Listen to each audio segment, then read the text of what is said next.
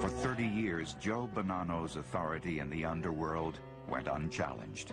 Bonanno has never been touched, never an attempt made on his life. He witnessed the rise and fall of the mob and lived to tell the tale. Everybody was afraid of Joe Bonanno when he chose to be scary. You often hear about the person who enters a room and all eyes are drawn to that person. He was that kind of man. The mob boss tried to preserve his traditions by inducting his oldest son into the secret society he had created. I am not ashamed of who I am or what I am. I've accepted the life that was handed to me, and I've tried to do the best that I can. But the Godfather and his son would find themselves betrayed by their own crime family.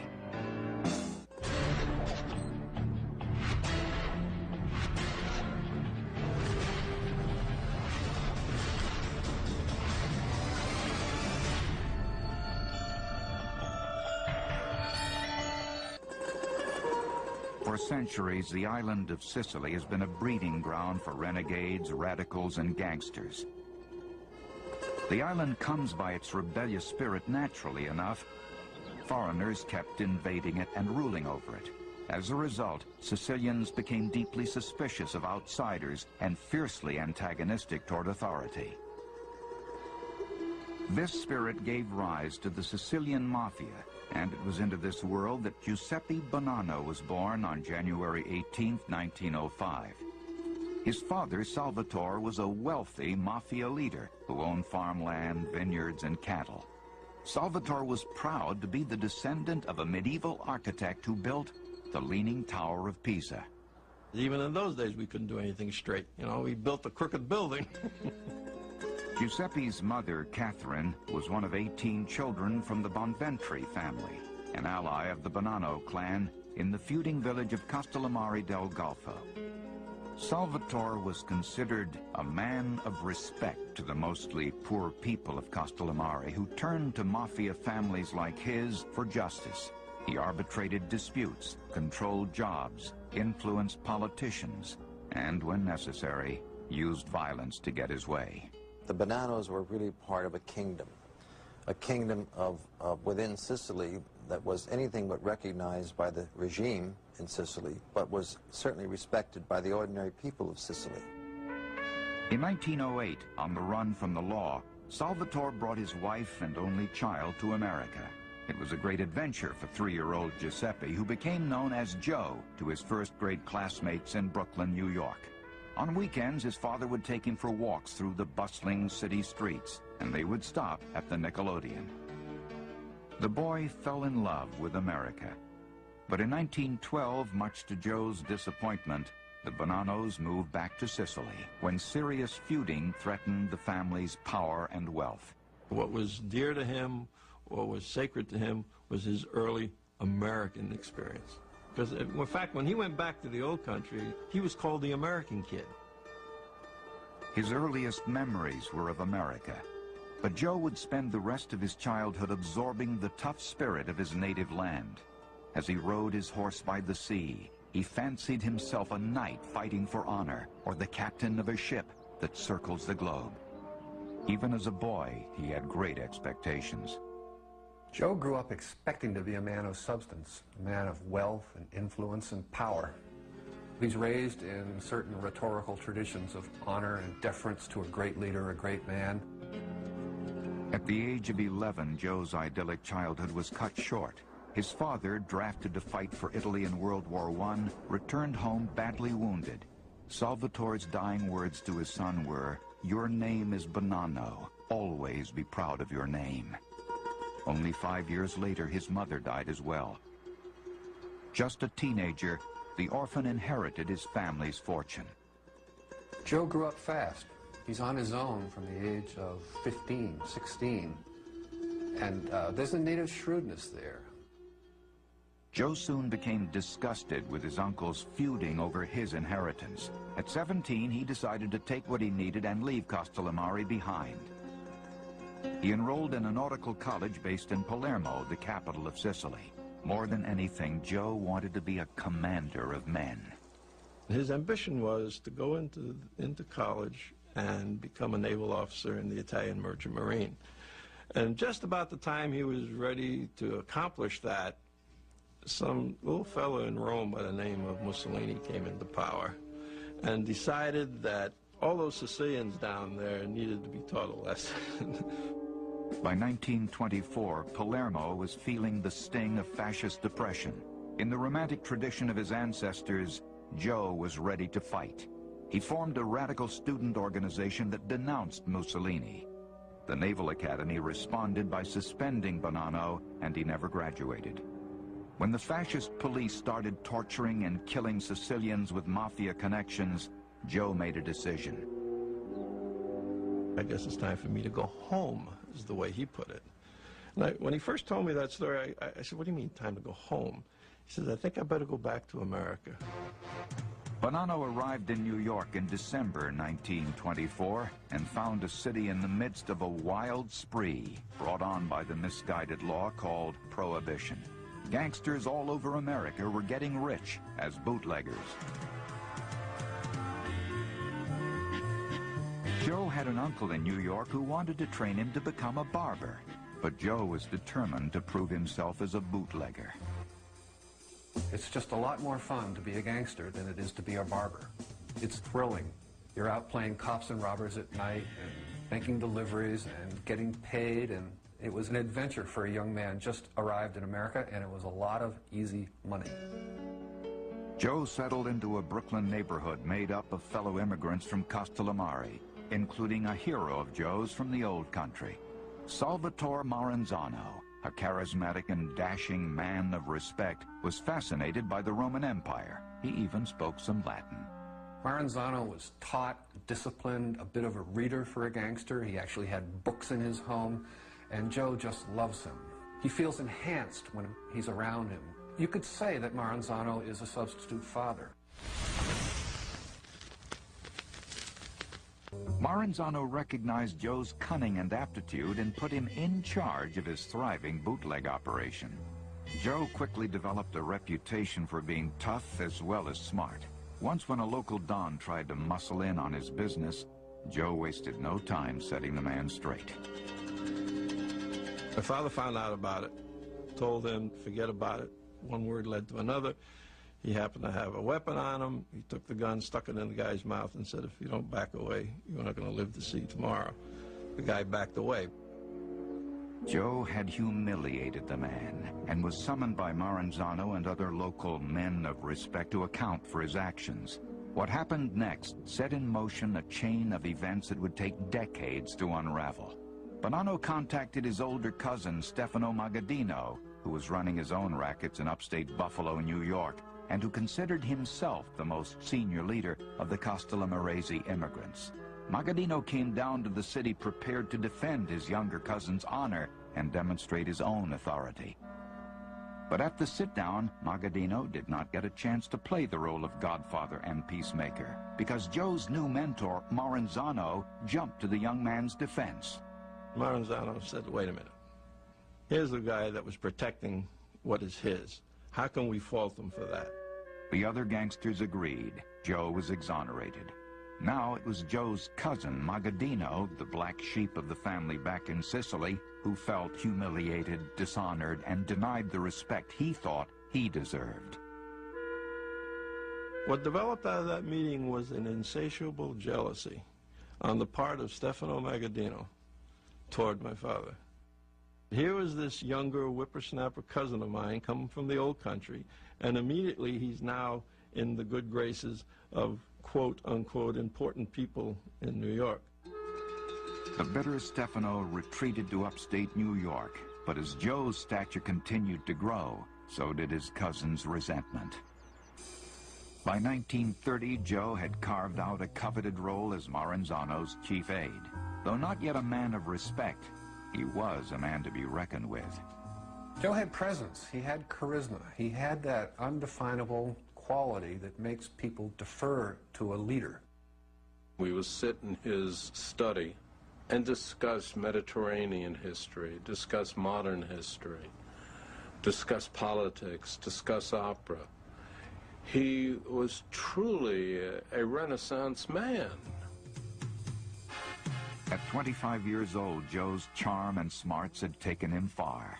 But he had yet to be tested in battle. Bonanno would get his chance as the New York underworld erupted in street warfare. Wielding a machine gun to fight for his clan, Joe would become a full-fledged gangster, and in the process, win a place for himself at the founding of the modern American Mafia. By the time he was 25 years old, Joe Bonanno was a successful bootlegger and a rising leader in the New York underworld. His mentor, Salvatore Maranzano, even made Joe his chief aide. Now he wanted Bonanno to marry his own daughter. But Joe was already in love with Fay Labruzzo, a quiet seamstress with a dry sense of humor. The courtship was interrupted in 1930 when an old Sicilian feud reignited in the streets of Brooklyn and Manhattan. It got so dangerous that Joe kissed his girlfriend goodbye. He bought himself a bulletproof Cadillac equipped with built-in submachine guns and went into hiding. Bonanno and his cronies were fighting against the most powerful Italian gangster in all of New York, Joe the Boss Masseria. The tightly knit Castellamaresi were becoming too independent for the power-hungry Masseria.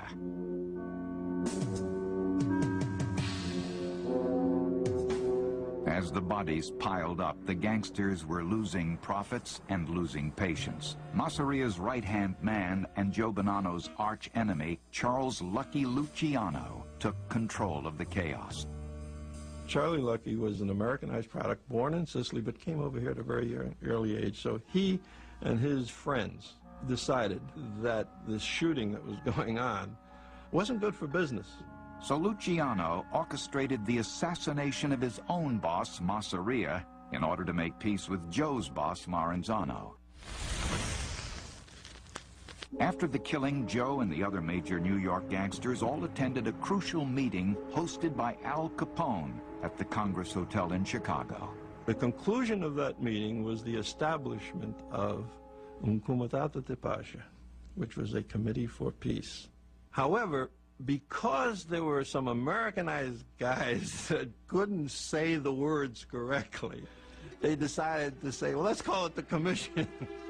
Joe's boss, Maranzano, pushed through his plan for a syndicate of mafia families that would function like the Roman military led by Caesar. The other leaders quickly realized they had replaced one despot for another.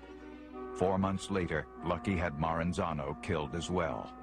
With his boss dead, Joe decided the best course was not to avenge the murder, but to make peace with Lucky Luciano. There was a meeting in 1931 between my father and Luciano, where my father said, I have no reason to have any problems with you. Do you have any problems with me? They agreed to a peace. It was a peace agreement with a huge dividend for the career of Joe Bonanno. He's perfectly happy with the outcome, which is it delivers the family that had belonged to Maranzano to Joe Bonanno. So all of a sudden, at the age of 26, he's a mafia boss. In keeping with his Sicilian tradition, Joe became a father, and his fellow immigrants were his family. Then Bonanno and Luciano created a new commission, which would hold sway in the underworld for the next half a century. The commission works beautifully for decades because there is no big boss. It's 7 top mafia guys, and they meet every 5 years, and they just operate by consensus. With the war behind him, Joe Bonanno married the patient Fay Labruzzo in 1931, almost 2 years after their original wedding date. At the ceremony, several of the bridegrooms carried pistols under their tuxedos in case of surprise visitors. A year later, Joe and Fay had a son. They named him Salvatore, after the baby's grandfather. By the mid-1930s, the two leaders of the commission had gone their separate ways. Lucky Luciano became a household name, while Joe Bonanno remained unknown to the public.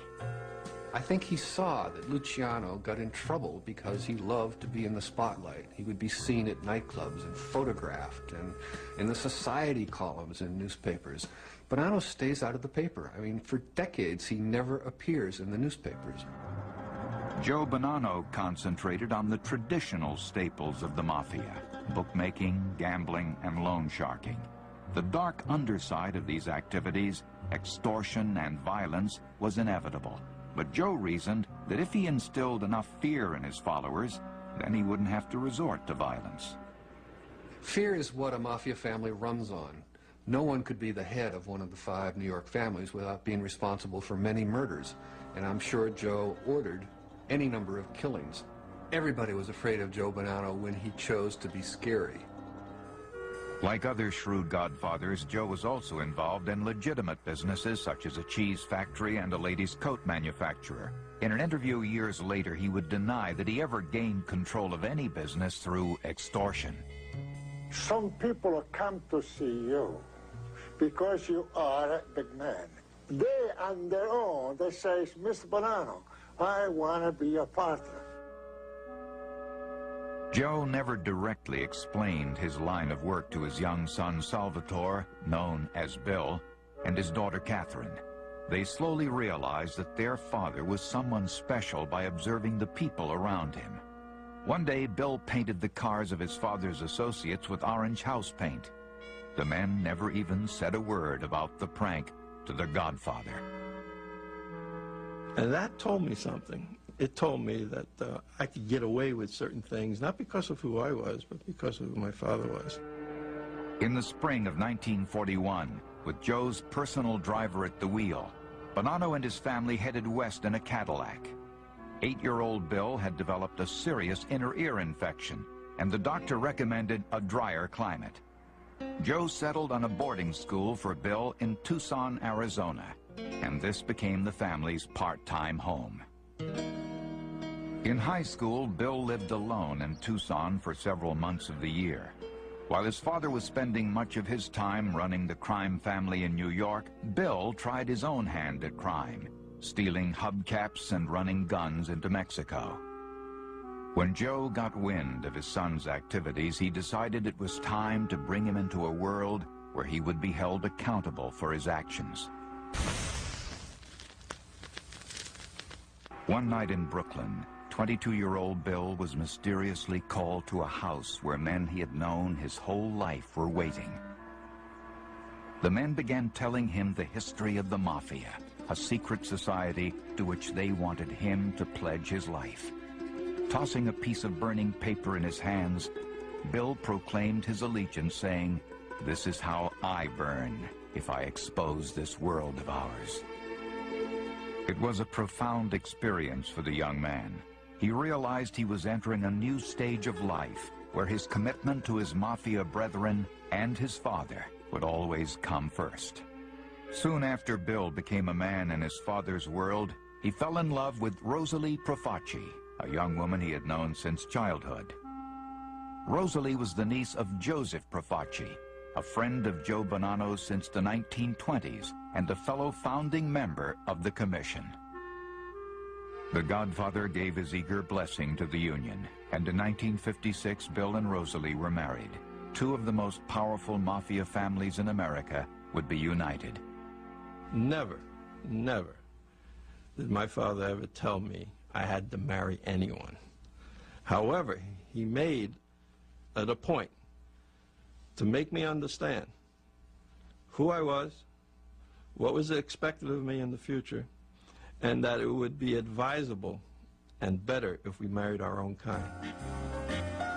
At a point in time when the Mafia enjoyed unprecedented power, the wedding marked the pinnacle of prestige for Joe Bonanno. He spared no expense on the sumptuous celebration, which years later would be the inspiration for the famous wedding scene in the first Godfather movie. It was like the royal heads of Europe joining together by marrying off 2 of their offspring. It's a huge affair. The Hotel Astor, 3,000 guests, and there are cash gifts amounting to about $100,000 in 1956 dollars, which would be about $500,000 today, more or less. Among the entertainers there was Tony Bennett, who just hired, like you would hire some neighborhood singer. Well, they just hired Tony Bennett to sing. The guest list read like a who's who of the American Mafia: Tommy Lucchese, Vito Genovese, Albert Anastasia, Tony Accardo, and Stefano Magaddino were all there. All these people that came to my wedding came because of the respect and admiration they had for my father, not because of the bride and groom. Joe Bonanno surveyed his kingdom. He had recently brokered a peace between two rivals in the New York mob, Vito Genovese and Albert Anastasia. He called it the Pax Bonanno. Joe was the most respected man in the Mafia, perhaps too respected for his own good. His brooding cousin, Stefano Magaddino, was said to have remarked, "Look at all these people. It's going to Joe's head." No one at the wedding could have imagined just how swiftly the peace Bonanno created in the underworld was about to unravel, and how Joe's authority would be fatally undermined. In August 1957, Godfather Joe Bonanno was as powerful as he would ever be. He had recently presided over his son's marriage, uniting two Mafia families and solidifying a dynasty. It was a moment in history when the Mafia's influence permeated every layer of society. Now 52 years old, Joe felt secure about leaving New York to take a trip back to his native Sicily. He failed to notice that his fellow mob bosses were thrilled to see him go. In Italy, Joe was treated like royalty. He met with leaders of the Sicilian Mafia to brief them on the success of the commission in America. But the Godfather is believed to have had other, more pressing business to discuss as well. According to the later testimony of a Sicilian mafioso, he was really there to arrange narcotic shipments. That was part of his purpose there. Bonanno himself did not establish the lucrative narcotics trafficking operation. That was masterminded by a captain of his named Carmine Galante. Through Galante's connections in Sicily and France, the Mafia's drug trade flourished. All the while, Joe Bonanno would claim to be adamantly opposed to drug trafficking. If Carmine Galante, without my knowledge, is dealing with narcotics, I never know. This, I don't have to swear, but I can swear on anything. Law enforcement officials say that Joe may have preached zero tolerance for narcotics, but when the vast drug money came into the family, he didn't turn it down. The idea that he was against drugs is absurd. It always was. They were the principal leaders of drug trafficking in the United States for nearly 40 years, and they made millions and millions of dollars. Only a few years after the 1957 meeting in Palermo, Carmine Galante was convicted of narcotics trafficking and sentenced to 20 years in prison. But Joe Bonanno managed to elude the law.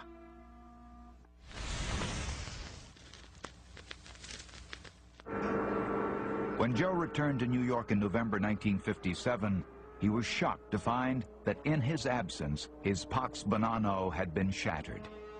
The assassination of Albert Anastasia had thrown the commission into chaos.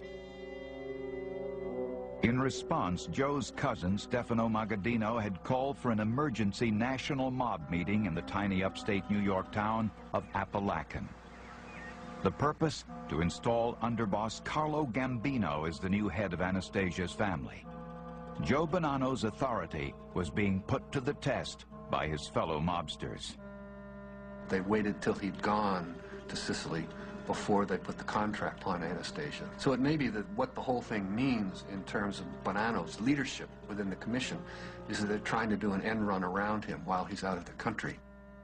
There is no real honor and loyalty. It comes down to personal ambitions, and personal ambitions will overcome anything.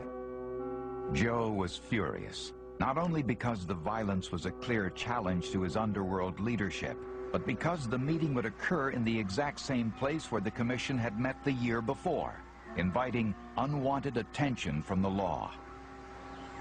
Just as Joe had feared on November 14, 1957, the group of national mafia leaders was ambushed by local police. 58 men were detained, while many others fled on foot into the woods. Imagine maybe 100 mafiosi caught in this little town out in the country with no plausible explanation of what they're doing there. It was terribly embarrassing and really the first great breakthrough in public awareness of the mafia.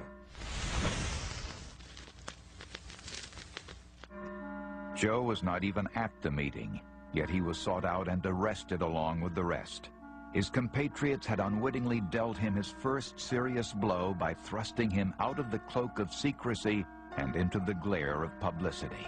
The Godfather handled the exposure with style. Joe always looks composed. He's smiling, and it's as though he's saying, "This is all ridiculous. I'm an honest businessman. I have no idea how I was caught up in this and accused of being a criminal." While the Godfather handled the press attention well, he did not appreciate the nickname that the New York papers gave him. It offended his deep pride in his family name. In the aftermath of Apalachin, the Bonannos' private lives became much more tense. There was a constant feeling of being watched, of cops lurking around every corner. I remember my father-in-law calling me, and I said, "Oh, hello, Dad," you know, and he yelled at me. It was the first time he had ever scolded me, you know. You should never use a person's name when they call up. At the time, the FBI had begun secretly tapping mobsters' telephones, so the mafiosi were baffled as to how the Fed seemed to know about their most private conversations. I figured either I have a bug on me someplace, or someone very close to me has betrayed us. And it takes a lot of self-control not to let that seed of doubt grow and mushroom into you doing something that you might regret and hurt an innocent person. In 1963, Bonanno was further exposed when a low-level soldier named Joseph Fallaci became the first member of the Mafia to break the mob's oath of silence. On national television, he was asked who performed the initiation rite when he was inducted into the Mafia. Joe Bonanno. Joe Bonanno? It happened to be now, my where godfather. is he? Is he at the head of one of the families now? Yeah, it still is. He still is? Yes. Still alive? Right. In the wake of the fresh publicity, 58-year-old Joe Bonanno fled New York for his home in Arizona. Joe, Fay, and their youngest child, Joe Jr., had long ago moved their permanent residence west. Now Joe began to think about retiring in Tucson. The Godfather asked his son Bill to look after things in his absence from New York. Our number 3 man was gravely ill, and I had been told, see what you can do to make life easy for him. And as a result of that, I started becoming his eyes and ears. Joe told his captains to elect a new number 3 man, or consigliere.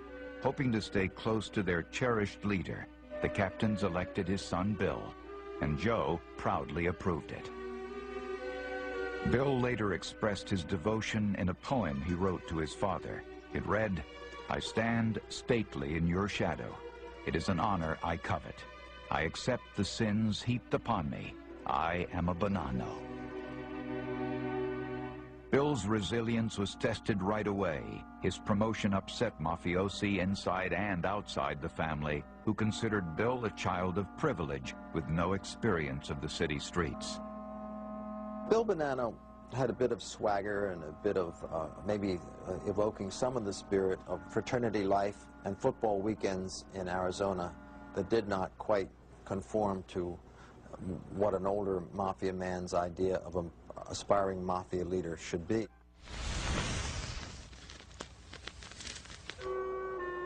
For the first time in decades, there were stirrings of rebellion within the Bonanno clan. Was Joe really setting the stage for making his son the boss? The brewing dissension now gave Joe's bitter cousin Stefano Magaddino the opportunity he had been waiting for. The Buffalo crime boss instigated a rebellion by one of Joe's longtime captains, Gaspar Di Gregorio. Gaspar had been the best man at Joe's wedding and was the godfather of son Bill. The commission, now operating without Joe Bonanno, supported the uprising. The tension mounted when a rumor spread in New York that Joe Bonanno was planning to eliminate his adversaries by assassinating 3 of his fellow godfathers. The commission demanded that Joe come forward and explain himself. Fearing a trap, Joe refused. He denied the story, claiming that Magaddino had concocted the tale in order to destroy him. All of the problems that developed between Bonanno's and the so-called commission could be laid directly at the doorstep of Steve Magadino. We caused our own downfall in that respect because it caused dissension among ourselves. By the fall of 1964, both the commission and a federal grand jury wanted answers from Bonanno. The Godfather was being squeezed by the mob and the law. Then he disappeared. On October 20th, 1964, the night before the scheduled grand jury hearing, Bonanno was kidnapped in front of his lawyer's apartment on Park Avenue. This man said, "Come on, Joe. My boss wants to talk to you." And with that, he swung Joe around, and I saw that he had a gun in his right hand. At first, it appeared that Bonanno had in fact been murdered. Soon, however, there was speculation that Joe had staged his own kidnapping to avoid both the government and his vicious enemies in the mob. In the classic gangster style, if you're taken for a ride, you're never seen again. Joe gets taken for a ride, he says, but he's not killed. 6 weeks later, Joe contacted Bill at a payphone saying only that he was unharmed and in hiding. The FBI searched all over the world to find Joe Bonanno. Dozens of potential witnesses were subpoenaed, including Bill Bonanno and his younger brother, Joe Jr. When your brother made that phone call, were you glad to hear that your father was alive? No comment. In Joe's absence, the leader of the Bonanno family insurrection, Gaspar Di Gregorio, lured son Bill to a supposed peace meeting at this house in Brooklyn. When Bill arrived, Gaspar's gunman ambushed him. Shooting back and running for his life, Bill narrowly escaped. Hearing about the attempted hit on his son, a furious Joe Bonanno emerged from hiding after 18 months. He was tan and looked healthy as he showed up at the federal courthouse in New York saying, "I understand you want to speak with me." The Godfather took the Fifth Amendment, sailed through the proceedings, and then focused on retribution in his own family. When he reappeared, it was like the second coming. First of all, no one expected him to ever reappear or be found, let alone emerge alive. Bonanno sent word to the commission that he was still in control of his family. He claimed he had been held captive for 6 weeks by his cousin Magadino, who was trying to intimidate him into abandoning New York. The commission made no move for fear of starting another war. Joe's reputation as a street-fighting gangster dating all the way back to 1930 now insulated him. They ended up having enough doubt, at least, or enough fear of Joe Bonanno, depending on how you look at it, to not do what was the most obvious move, according to organized crime rules, which would be to kill him. But in an underworld that abhors any kind of power vacuum, Joe Bonanno's withdrawal from active leadership of his family had done irreversible damage. For the next 2 years, he would fight his own men and the ambitions of the other bosses who would try and take over his family limb by limb. Godfather Joe Bonanno emerged from hiding in 1966, ready to fight and kill to save his troubled crime family. An insurrection had split the family, and now the Mafia Commission was poised to take control of the Bonannos. Though he wanted to retire, Joe would not be dictated to by the Commission or anyone else. The street war, dubbed the Banana Split in the press, lasted for 2 years, a murder on one side calling for a retaliation from the other. Joe moved into the Long Island ranch house of his dutiful son Bill and daughter-in-law Rosalie.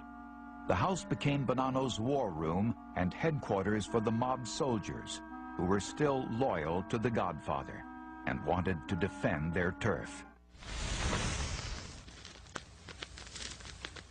But in the spring of 1968, one of Bill Bonanno's closest associates was murdered, and it was rumored that he was next.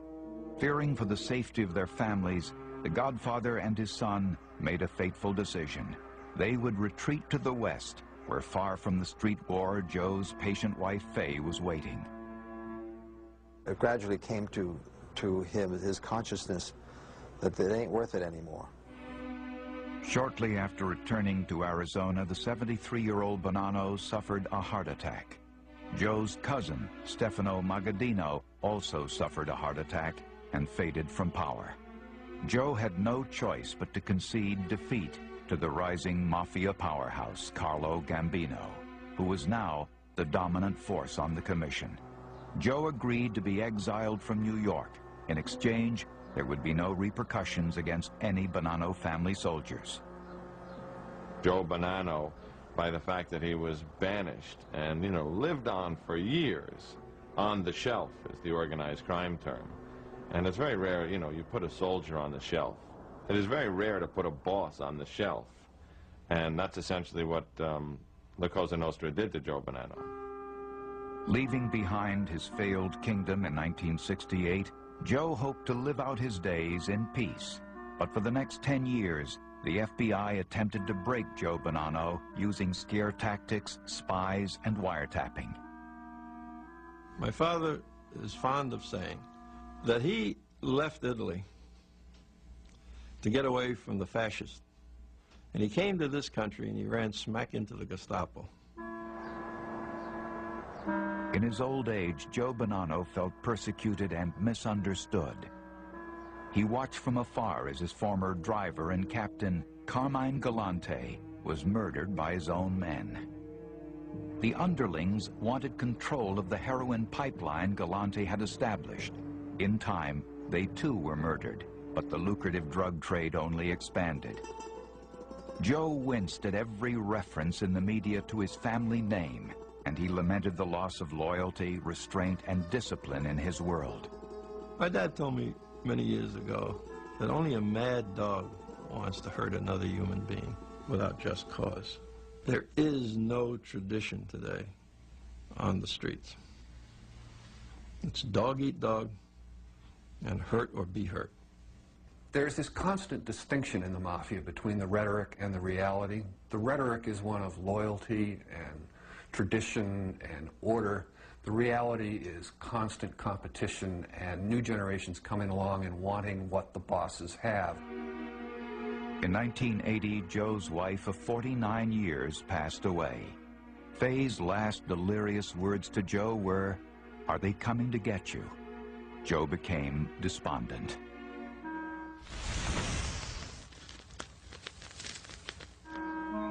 At 78 years old, the aging Godfather wanted the world to know that he considered the current crop of mafiosi to be practicing a mutant form of his sacred tradition. In 1983, Bonanno announced he was doing something previously unheard of for a Godfather.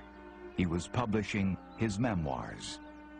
The only person who can tell the story of a Joe Bonanno is Joe Bonanno. He was the first and only one to write a book about the mob. Years ago, you did that. If you even tried to do it, you'd be murdered. What Bonanno could not have anticipated was that an aggressive young district attorney would use his memoirs as ammunition. And Joe Bonanno, exiled by his peers 20 years earlier, would unwittingly have his revenge. In 1983, at 78 years old, Joe Bonanno's memoir about his life as a Godfather, called A Man of Honor, was published. In the book, Joe referred to himself as the last survivor of an extinct species. He wrote, "I've had to protect myself and my people, but I've never been bloodthirsty." All my life I've been misunderstood. I just rule my family as a father. Rudy Giuliani had just become a U.S. attorney when A Man of Honor hit the bookstores. Giuliani was on a crusade against the Mafia and had nothing but contempt for Bonanno's self-serving image of a Godfather living by a code of honor. I have no romance about people involved in organized crime. They are vicious, cold-blooded killers, and some of them are worse than others. Some of them really enjoy killing. But when Giuliani read Bonanno's book, something clicked. He realized that the Godfather's documented experience could be used as evidence that the commission existed and was responsible for half a century of murders and racketeering schemes. Unaware of Giuliani's plans, Joe Bonanno made an appearance on 60 Minutes to discuss his autobiography. He invited the camera crew to Christmas dinner at his daughter's home for a rare glimpse of his personal life. You know why? Because I love you all. Oh, Joe Bonanno tried to use the television appearance to show that he was not the mysterious crime figure that the media and law enforcement portrayed him to be. He was instead a man of honor. I was the most respected man in New York and all over the country. I came from the family Bonanno, who has a great tradition in Sicily, and I came here with honor. U.S. Attorney Rudy Giuliani traveled all the way to Arizona with some questions of his own for the so-called man of honor. Thank you. Joe refused to talk, saying that the experience would pose a serious threat to his health. The judge rejected Bonanno's medical excuse, held him in contempt of court, and put him in jail for the next year and a half, his longest stay in prison, but he would not rat on his fellow mobsters. Still, his book, A Man of Honor, helped to convict more mafiosi than ever thought possible, diminishing the power of organized crime in New York City. And yet, the family that Joe Bonanno built not only survives to this day, but is flourishing. And the Bonanno crime family, the family that had had all the trouble over the years, they're in better shape right now than any other organized crime family in New York or probably the country.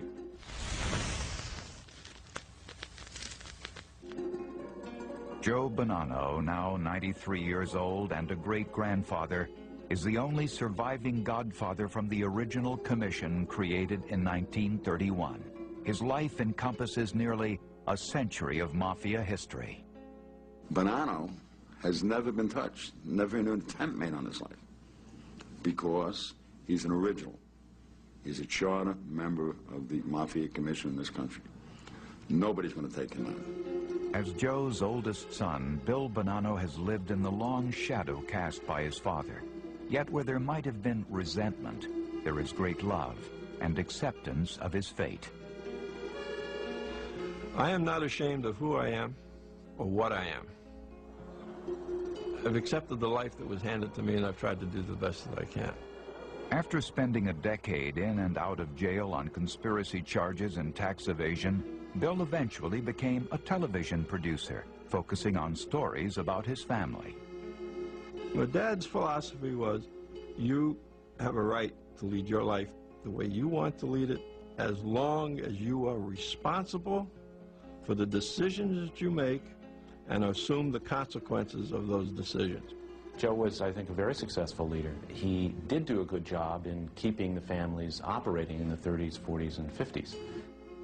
Where is the real honor in an organization where you take a sworn oath of secrecy and your official job is to go out to double-cross, to double-deal, to steal, to murder, to intimidate, to frighten? In his memoirs, Joe wrote that he leaves it to God to decide the true definition of honor.